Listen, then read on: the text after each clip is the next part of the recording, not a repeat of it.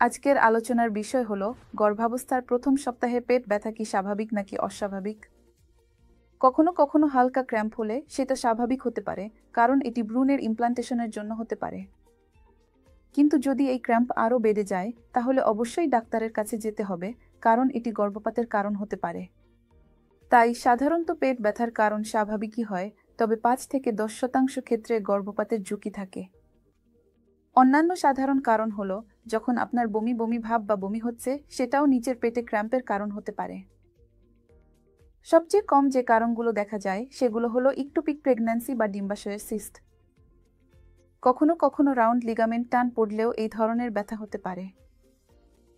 তবে যাই হোক, এই ধরনের ব্যথা অনুভব করলে সবচেয়ে ভালো হয় ডাক্তারের কাছে বা কাছের হাসপাতালে যাওয়া। ধন্যবাদ।